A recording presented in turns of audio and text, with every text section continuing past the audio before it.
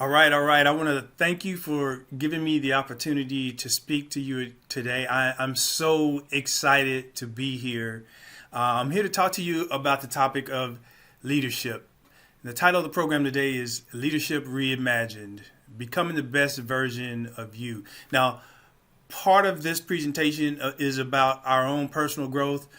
Another part of this presentation, or another focus of this presentation, is to give you some skills that you can use to help create great work environments that allow people to be their best as well. So I'm excited about this because I've practiced these things for going on 30 years, and I've worked inside of Fortune 500 companies, helping them to get amazing results with regard to creating great work environments and reducing turnover. And I'm happy to share these things with you today.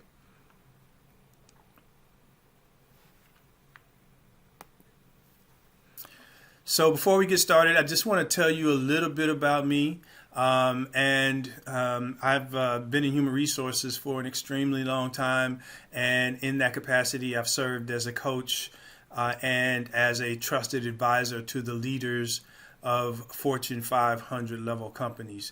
So I've been in the trenches. I've practiced things that have helped organizations go from average to extraordinary, and I'm happy to share some of that with you today. Something else that I want to share with you is that I started as a mechanic. I started working on the shop floor, working on airplane engines, and worked my way from a mechanic all the way to director level in Fortune 500 companies. So I've started at the bottom, and I have a perspective that not many human resources or representatives or consultants have, and I believe that those experiences help me create great work environments inside of organizations. But what I want you to know about me most is not the things that are listed on the screen. I am very proud of the things that I've accomplished over the last 30 years, but that's not what I want you to remember about me. What I want you to remember about me is that I'm a loving husband. I'm a father of 4 beautiful adult girls, women. I am a grandfather of 3 children. And my mission, my personal mission statement, is to help people reach their full potential so that together we can make a positive difference in the world. That's what I want you to know about me. That's what I want you to remember about me after this session is over. So I am an ambassador for leadership and personal development. I seek out the best in the world to teach me what they know so that I can learn and also apply the things that I've learned over my career as well. You see me there with John C. Maxwell. He's the world's #1 leadership guru. He's written over 100 books. He is the gold standard when it comes to personal development and leadership. And on the right, you see me with Marshall Goldsmith. He is believed to be the #1 business coach in America. He is also a professor, a former professor, and he is the author of several books, but most notably a book called What Got You Here Won't Get You There. I do recommend that you read that. John Maxwell has multiple books that I recommend you read. If you want a recommendation, you can reach out to me afterwards. I'll be happy to share with you which ones that I think are the best for you. But this just signifies my commitment to learn from the best so that I can share the world-class practices and content that they have, along with what I've learned and developed over the last 30 years. So here I am at age 3. As you can see by the head, my head takes up the majority of that picture. My head was bigger than my body at that time, and you can see those ears. My ears were, 15. The rest of my body was 3. I finally grew into my ears about 5 years ago. So my point in showing that picture is that young man, and of course the young man that he grew up to be, several years later, had no clue that he would be able to accomplish the things that he's accomplished in his life. I didn't know, even when I was 20, 22, 24, I didn't realize how many things I'd be able to accomplish in the world. And even today, I'm still accomplishing things that just amaze me that, many people would have bet against me and said that I wouldn't be able to do the things that I've done. And I'm just proud and blessed to be able to prove people wrong and to show that you can do anything if you put your mind to it and if you set goals and then you become disciplined and you go do the things that need to be done. So what you see in the screen there to the right is the house that I grew up in. My family moved to this house when I was 7 years old. My parents actually bought this house for $7,000. They paid for it over a period of 30 years. That house is a 3-bedroom, 1-bathroom house. And there were 5 of us that lived in that house. And let me tell you, that was some difficult times when it comes to a bathroom activity. You had to have a very strong bladder because you never knew when you can get into the bathroom or not. But we grew up poor. Our neighborhood was low income, high crime, and with that came low expectations. Nobody really expected anything of anyone other than to, do what everybody else had done, which is typically, move into careers that were service-oriented and low-paying careers. But for getting exposure to coaches, getting exposure to mentors and family friends who helped me see beyond the circumstances that I was in and encouraged me to pursue more than what I saw or knew that other people had done. All those things led me to accomplish what I've accomplished today. And if I can do it, you can do it. Everybody can do it. And what I want to do today is just share some insight as to how I got from where I was to where I am today, and the tools and tips and techniques that I use to help me be successful and find ways and resources to accomplish things. So I'm originally from Wichita, Kansas, and let me first say I love Kansas. I love Kansas, but I'm going to have to admit that Kansas ain't sexy. Kansas is just Kansas. It's a place I love, but it's not sexy. It's not like Carolina. It's not like New York. It's not like Texas. There's great things that you can talk about when you mention those states. Kansas is just a regular state. Here's an example of it. The football team, the Kansas City Chiefs, they're not even located in Kansas. They're based out of Missouri. So that tells you something right there. And another thing, when I tell people I'm from Kansas, they say, oh yeah, the Wizard of Oz. You think of the Wizard of Oz. And I love the story of the Wizard of Oz because the story of the Wizard of Oz is a story that we can all relate to because it's about a group of people who set out on a journey trying to find something to complete them, when only to discover that everything they were looking for, everything that they needed was with them all the time. That everything that they needed was inside of them. And I think each and every one of us at some point in our lives go through this type of journey where we're chasing something else, or we're looking for somebody else to validate us, or we're looking for somebody else to make us happy, or we're looking for somebody else to make us like the job that we do, when the truth is that it's up to us. The truth is, if we want those things, we have to work to find them and to get them. And so that's why I love the story of the Wizard of Oz. Oh man, and then there's one other thing about the Wizard of Oz. My favorite character in the Wizard of Oz is the Scarecrow.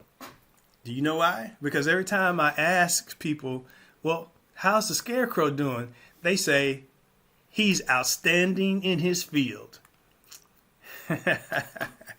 Right. But seriously, I believe that each and every one of you want to be outstanding in your field.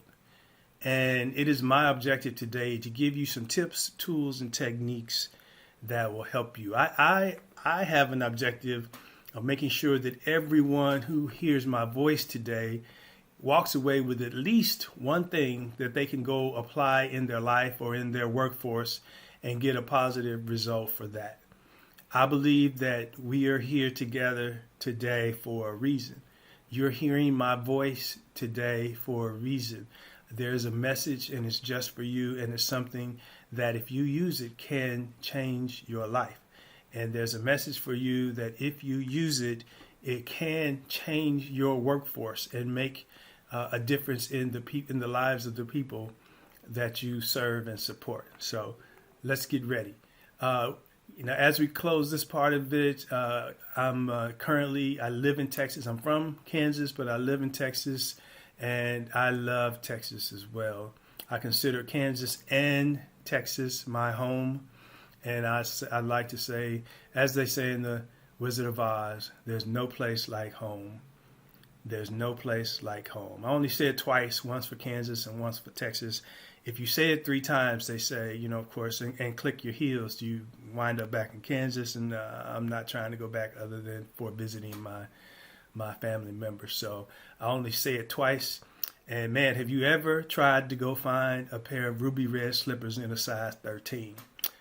It's pretty much impossible to do. So, but all right, let's get to the main content. I want to talk to you today about creating great work environments. And I know the work that you do, you want to create great work environments, but let's talk a little more specifically about creating great work environments and connecting with our employees.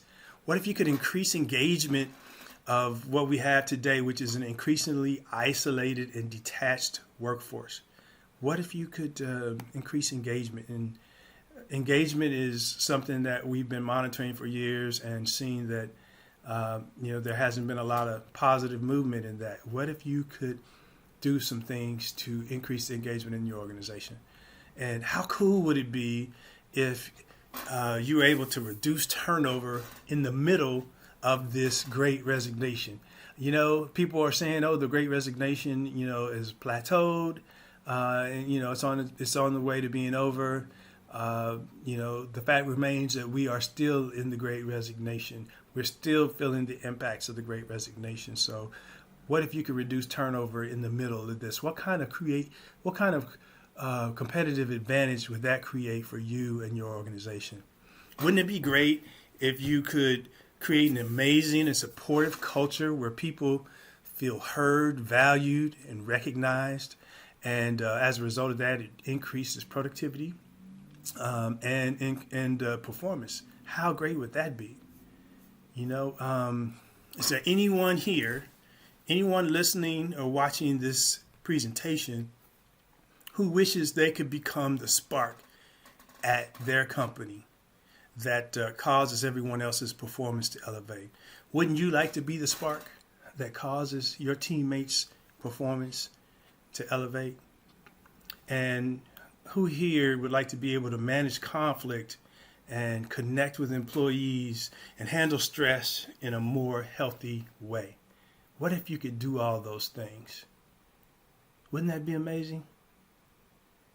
What would that do for you? What would that do for your workplace? What would that do for the employees that you serve and support? All right, so here are those 5 things that I just mentioned. I'd like for you to take a look at those and just take a moment and say, which one of these 5 resonate with me? Which one of these would I like to create in my organization? And maybe it's all 5 of them, but just take a moment and think about that. What if I could create any or all of these? What would they be? And how would that change my life?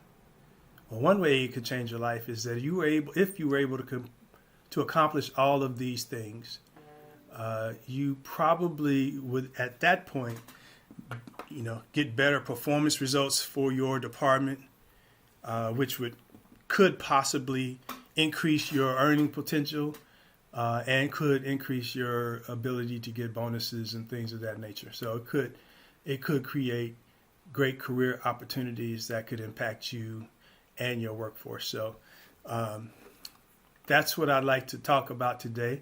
But before we get into how you can create some of those situations, let's talk a little bit about the current environment of the workplace. So the Great Resignation is here, and I'm going to tell you that the Great Resignation is alive and well. Turnover is still up. Unemployment is still down. People are still quitting jobs, and people are reconsidering what they want in the workplace. They're not just leaving for other organizations. Some of them are leaving to accept jobs that pay a little bit more. Some are leaving to start their own businesses. Some are retiring because they want to spend more personal time with their family. They want to travel. They want to do other things. But people are taking control of what they want in their lives. Now, while that is going on, at the same time, I mentioned engagement. And engagement's been measured by a company called Gallup for more than 30 years. And there typically is a little bit of movement up or down every year. But in 2022, for the first time, Gallup reported results that disengagement in the workplace decreased by 2%. So employee engagement went down. People became less engaged by 2%. And that's never happened before. That's the largest decrease in engagement in the last 30 years. Now, what that's done, that's costing companies and organizations productivity, that's costing performance, that's costing organizations money. So what else is happening? So those employees who haven't left, the ones who've stayed and continue to work in their capacity, are now picking up extra loads because organizations are having difficulty attracting people to come to work. So it's taking longer to find people. And when they do find people, sometimes they don't have all of the necessary skills that they need for the position. So those people who are still at work, who haven't left, are having to pick up an extra load. They're having to train the new people. And guess what? In many cases, the new people that they're hiring, because they're having difficulty finding people, they're paying them more than the people who stayed. And so all that has led to the people who are in the workforce crying for help. They're asking to be treated more fairly. They're asking to be treated in a way that they feel respected and honored. They're asking that their value be seen by their employers. And what we're going to talk about today is ways that you can connect with your workforce and ways that you as a leader can engage as a leader to do things that help you to connect with your workforce. Is there anybody here listening to this presentation who would like to connect better with the workforce? I would hope that every hand is being raised. I would hope that every head is nodding yes, because we as leaders should want to connect with our people.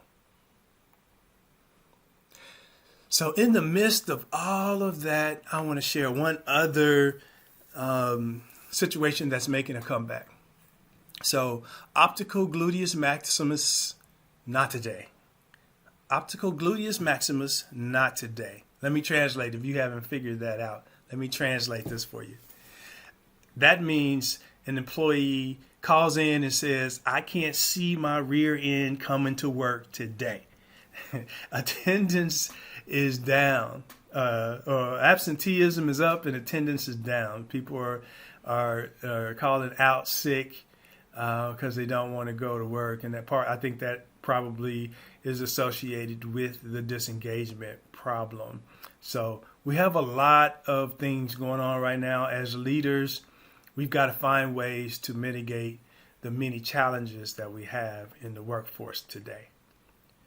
So organizations can do one of two things. You have some organizations that just say, hey, the Great Resignation is here.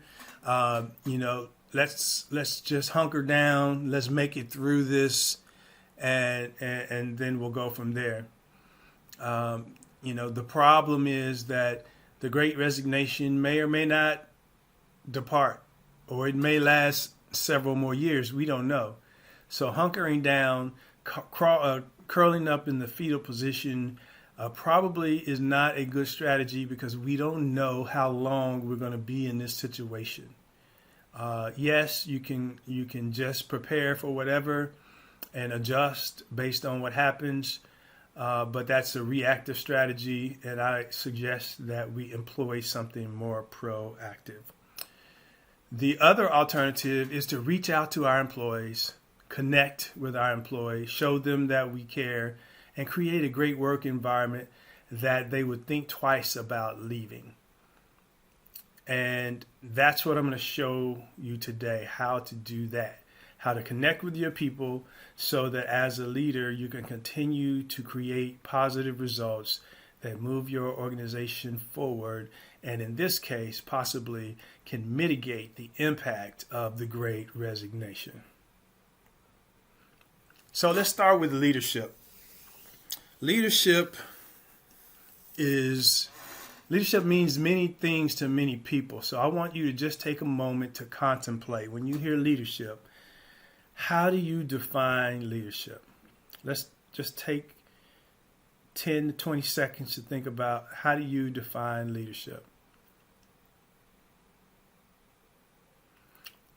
All right. So in most cases, when I'm doing this presentation live, I ask some of the participants to share with me what their definition of leadership is. And of course, we get many, many different definitions of leadership. And one of the reasons I like to bring this up is because I want to ask you the question, wouldn't it be better if every leader in your organization had the same definition of leadership so that you were congruent? Wouldn't that be beneficial, so that leadership looks the same way from every leader in your company? Most organizations don't define leadership for their company. They don't tell their employees, what to expect or what is expected of them as a leader. But what if you could define leadership in a way so that all your leaders knew what it meant, therefore they would know better how to behave to create an environment that shows their leadership? Well, I'm going to give you a definition that's a pretty simple one. I showed you a picture of myself and John Maxwell together. Of course, I'm a John Maxwell certified coach, speaker, trainer, and DISC behavior style consultant.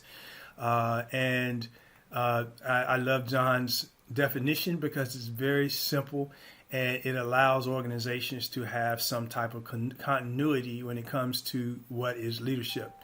John defines leadership as influence, nothing more, nothing less. Leadership is influence.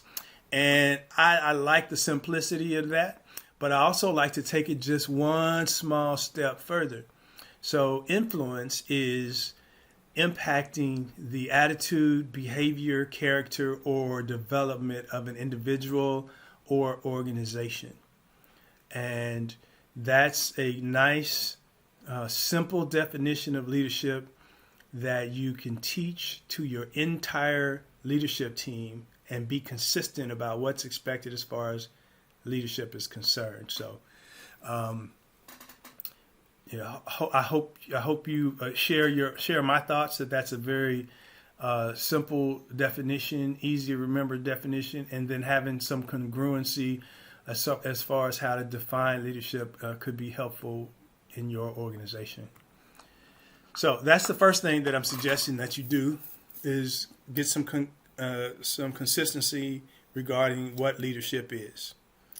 That'll help to determine what the expectations are of your leaders, when it comes to leadership. So the next thing that I want to mention is being intentional. And this is about growth. And let me just back up for a second. Leadership impacts everything, I feel, and that's why it's important for you to have some consistency about what's expected, because leadership impacts everything. So now I want to move on to intentionality. So intentionality is all about purpose. It's all about thinking about what you want and then taking massive action to go and make it happen. Being intentional, because growth does not just happen. And let me qualify that. Growth just happens in certain circumstances. So growth just happens when you're a baby and you grow into an adult. So that type of growth just happens.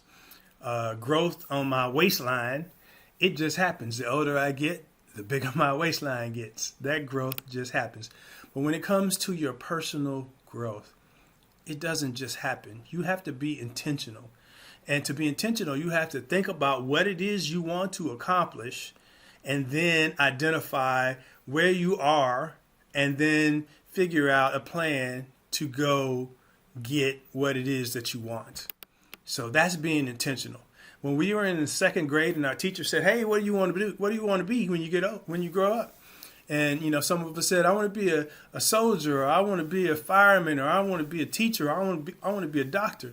You know what? We left it at that. That conversation ended, and nobody told us, and nobody told you that if you want to be a fireman, here's some things you can do to help put you in position to be a fireman. If you want to be a doctor, here are some things that you need to start doing to prepare you to have the opportunity to become a doctor.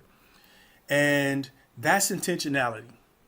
And we should employ intentionality today because, your future is defined by what you do today. And if you identify what you want to do in the future, and then you start putting things, putting milestones in place to help move you there, the things that you're doing today is going to prepare you for the future. And I have this saying I like to use that if you make the sacrifices that you need today that most people won't make, tomorrow you'll be able to do things that people can't do. So intentionality is very important. And I have a short story about intentionality. As when I was a young kid, I moved to a new neighborhood, moved into that house that I showed you earlier in the presentation. And everyone in the new neighborhood played basketball, but I didn't. And I would go to the park every day and I would just watch from the sidelines because they would never pick me. I wasn't any good. I'd never played before. And they just wouldn't pick me. And I was so disgusted and dejected.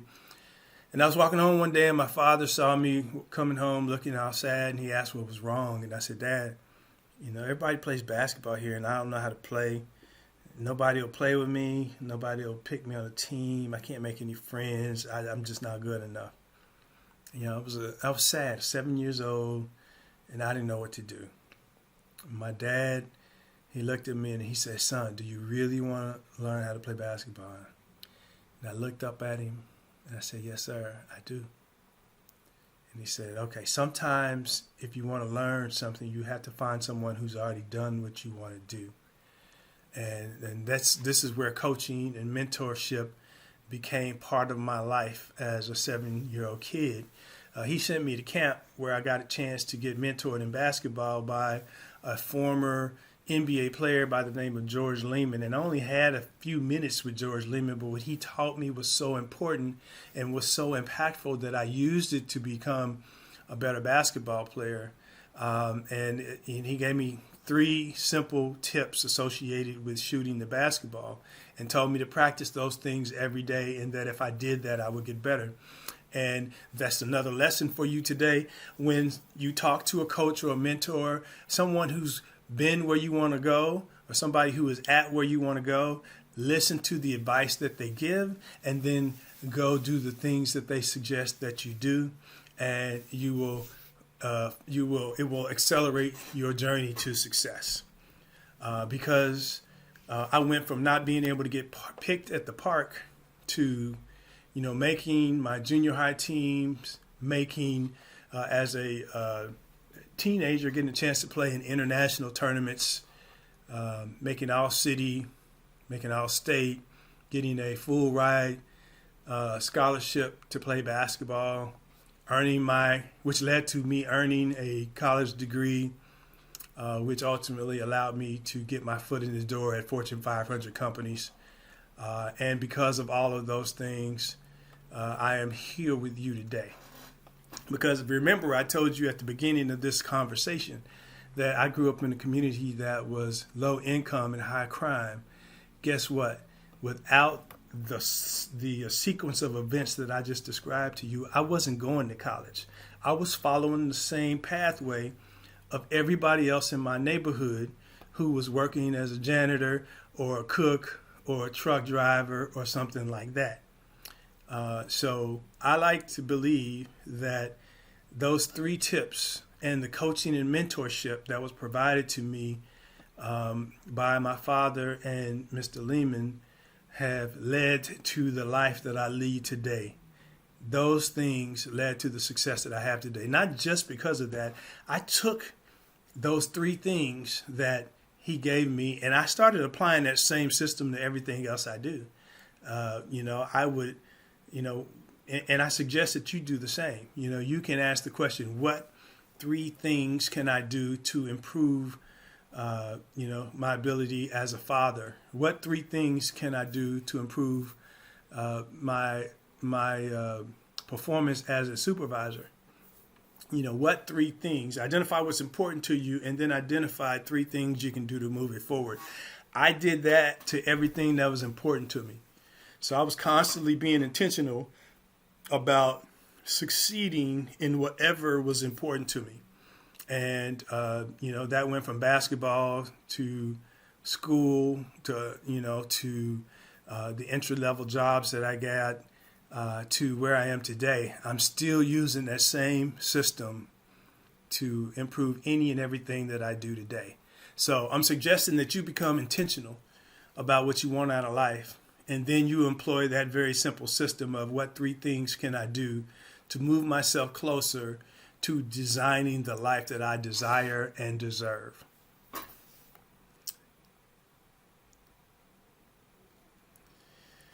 And if you do that, I am very confident in telling you that it will help you find your gifts. I believe that every single person on this earth has something special inside of them. Everyone has something to contribute. Everyone has something that they can become an expert at, something that they're passionate about, something that they love, and something that they do better than anyone else. And intentionality and personal development are the vehicle for you to start focusing on trying to find out what that is. Think about all of the young prodigies that you've seen on TV at 5, 6, 7, 10 years old, and they are either they're a genius or they're able to play masterpieces. They found their gift as a young child. Sometimes we stumble upon it as a young child. Some of us look for it during the course of our early lives, and we find it later in life. Some people never even look to see what their gift is. But my wish for you is that you start continuing to grow personally and you find the gift that is in you. If you haven't found it yet, there's something special in you. Look, find it, and then share it with the world.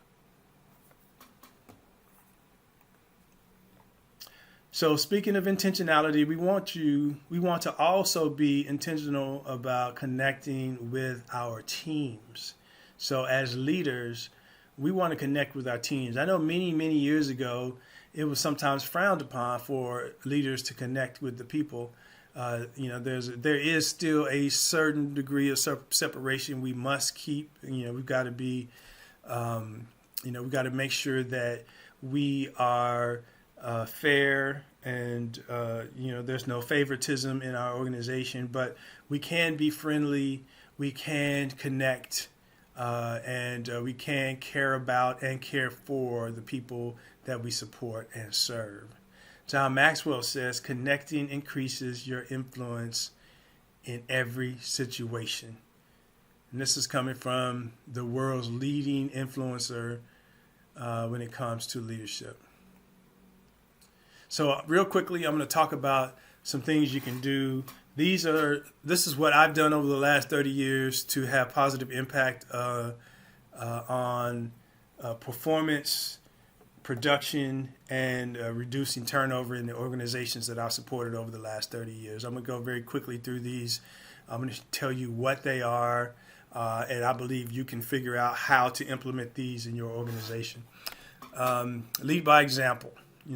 Because we are leaders, it's always showtime for us. People are watching us, and what we do, they do. So we need to lead by example. Employee esteem and empathy. So, there's going to be a lot of times that your employees come to you with problems, and we need to learn how to utilize empathy and esteem to help them understand that we understand their situation and that we have confidence in their ability to do the job to which they are assigned. Acknowledge and reward the workforce.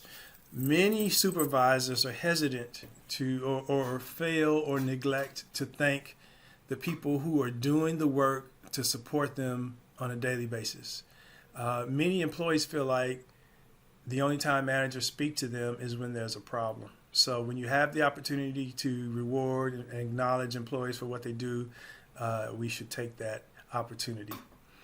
Develop your team, because more than 50% of the people who leave, who quit their job, they note as one of the reasons for leaving the lack of career development in their current role. So we should be having career development conversations with our people that just may prevent them from leaving. The acronym for these 10 influential behaviors is leadership. So as you can see, the L is for lead by example. The E is for empathy and esteem. The A is acknowledge and reward the workforce. The D is for develop the team. The E is for engage every employee. I want to tell you a quick story. When I started, I mentioned that I started as a mechanic on the shop floor 30 years ago. One time I was working on an aircraft engine part, and I was working on a bench, and a group of people came, my manager and a group of people who were higher level managers in the organization, walking through the shop to get a better understanding of what was going on back then. Back then they called it continuous improvement. We call them Gembo walks, in today's environment. But they were at my workstation, and the group of people were asking questions about the work I was performing. My manager was answering those questions, but they never even looked at me. They never said hi when they walked up to my workstation. Nobody ever asked, "Hey, how's everything going? Is there anything I can do for you?" It was like I was invisible. I at that point, decided that if I ever get a chance to be in leadership, if I ever am in a position of authority, that I would never do that to the people in my organization. So one of these influential behaviors is to engage every employee. If it's just a hi, even if it's a look, if it's a smile, make sure they know that you see them. And that makes you more approachable, that makes you more real, and that will set you apart, because you'd be surprised at how many people, do not acknowledge the individuals who are actually doing the work and making positive productivity for our organizations. So make sure that you engage them with things as simple as saying hello, eye contact, those types of things. All right, so the R stands for respect everyone. This is real quick. Regardless of if it's the general manager or the janitor, they should be treated with the same level of respect. Share the vision. So for you as a leader, make sure you understand the mission and vision of the organization. Make sure you understand how your department contributes to accomplishment of that mission and vision. And then make sure that you're able to translate and to articulate to your employees how the work that they do every day supports the mission of the department and of the organization. Okay, honesty, integrity, trust, and service. So when there's multiple surveys that are taken, and employees identify which characteristics do they like most in their leaders, and honesty, integrity, and trust were the top ones. Service is there because I have built my leadership style on service. I serve the employees that I lead, and that is something that I suggest that you do as well. The I stands for implement a coaching culture. So coaching is becoming, one of the key characteristics of leadership. That and empathy, they're becoming very important skill sets to learn when it comes to leadership.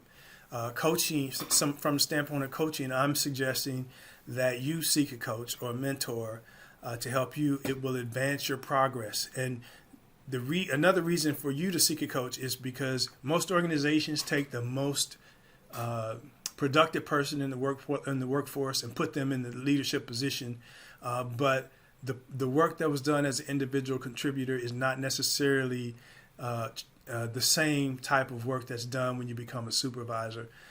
So there is a learning curve, and typically managers have to learn by example because whoever is managing them doesn't have time to show them and teach them everything. So if you have a coach or a mentor who can help you, someone you can come to and ask questions, because I know a lot of leaders are afraid to ask their managers questions because they feel like it's going to cause their manager to think that they're inadequate or that they're asking questions about things they should know. And having a coach allows you, who's not, your boss, allows you to have somebody that you can go to ask questions about. And as I mentioned before, my dad says sometimes you need to, engage someone who's been where you want to go. And if you talk to someone who's already been a manager or someone who's got expertise, as a coach, then they can help prevent you from making mistakes, and you can be transparent and ask whatever questions you want of them so that you can be more confident in the way you do your job. And then the second part of implementing a coaching culture is for you to be a coach to your employees. It changes the entire environment when your employees know that you care about their career development and that you care about their success, and you're going to help to coach them and mentor them through their assignments and their growth. It changes the entire relationship, and I suggest that you start looking into what you can do to implement coaching into your leadership style. And then the last letter is P, and that's push personal development. I've mentioned before that personal development is the gateway to your gifts. So as a leader, because most leaders have been put into a leadership position and have not been given an adequate amount of leadership training and support, that it's your responsibility to continue to learn and grow as a leader and as a person. And, another very simple part of leadership that I like to mention is that in order to be a great leader, you should be working to be a great person. And that takes personal development. So working to improve your communication skills, working to do self-assessments to understand why you do things you do. The better you know yourself, the more you're going to know what you need to do to grow. Maxwell says, in order to grow yourself, you must know yourself. So have you had a DISC behavior style assessment before? Have you had a chance to do a personal life assessment where you identify, where you are in life? Are you progressing are you progressing at the rate that you want to progress? Where do you want to go? And what can you do to help push you in that direction? These are all things that each and every one of us should be doing today. But unfortunately, most of us have not fully engaged in this activity. So push personal development. And I'm pushing personal development for you, and I'm asking you to push personal development for your people. Because if your people do the same thing that I just mentioned that you should do, and they increase or elevate their level of capability, that's going to increase the capability of the department, which will increase and improve the performance of the department. And that's just going to elevate the business, because the business is all about the people. We have access to the same technology, the same machinery, we have access to everything, but people are different. People make the business, and there's a saying that the team with the best people, Jack Welch has a saying, the team with the best people usually wins. So we should be working to make sure that our people are the best, that they're improving themselves, and as they improve, the business will improve as well. If you want to increase the performance and capability of your organization, invest in your people. So as a recap, we've talked about personal development and how and why it is the gateway to your gifts. We've talked about leadership. Leadership impacts everything. And then we talked about connecting and how it increases influence. So I want to tell you, as I get ready to close, about a story. My wife and I were driving to the store. I usually drive. She's on the passenger side. We came to a stoplight. And, I got distracted. I started checking my phone, changing music. I looked over to the car to my left. There's a guy. I think he was picking his nose or something. And I was looking, and the light turned green. And my wife, but I didn't see it. My wife tapped me on the shoulder and said, "Hey, baby, the light is green." And so I turned and looked, saw the light was green, looked to make sure it was safe to go, and then I went forward. That is a great metaphor for each and every one of us when it comes to our personal growth. We are in charge of our own personal growth. We have responsibility for our own personal growth. But very often we get distracted by life. We get distracted by the many things that happen and take our time and attention. We get tired, we lose focus, and we stop developing. Well, I'm here today to tell you that you have the green light. I'm reminding you that you have the green light. There's nothing between you developing the life that you desire and deserve, but air and opportunity. The light is green. Take advantage of that. Continue moving forward to become the person that you want to be and designing the life that you desire and deserve. And as I come to a close, I just want to mention one of my favorite quotes. This is from Gandhi. It says, "Be the change you want to see in the world." Most people, I think most people would like to change the world, but we want to do it outwardly, and that's just too big a task. What we have to do is start with ourselves, and then when we make positive change in ourselves, other people see it, and they recognize the difference, and then all of a sudden they start asking questions about, "How'd you do that? And can you tell me what you did? Because I want to do it too." And before you know it, you've impacted other people, and who knows, you may impact your family, you may impact your neighbors, you may impact your department, you may impact your organization, and who knows, you just may be able to impact the world. And I truly believe that leadership can change the world. In my heart, I believe this to be true. So I'm asking you, be the spark. Be the change. Because change happens first inside of you. I'm Coach Keith Shaw, and it has been an honor and a pleasure to share this information with you today.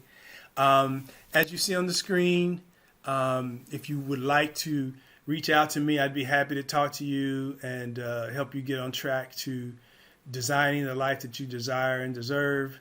The QR code on the screen is my scheduling website. So if you use your phone, it should put you in. It should take you directly to my scheduling website. I am giving away. Free, complimentary, rapid impact strategy coaching sessions for individuals who see this video. So definitely take advantage of that. If you want to see more about the services I provide, go to CoachKeithShaw.com. And you will also get a menu of services at some point after this presentation. It has been an honor and a pleasure to speak with you today. I want to wish you the best. Thank you. Have a great day.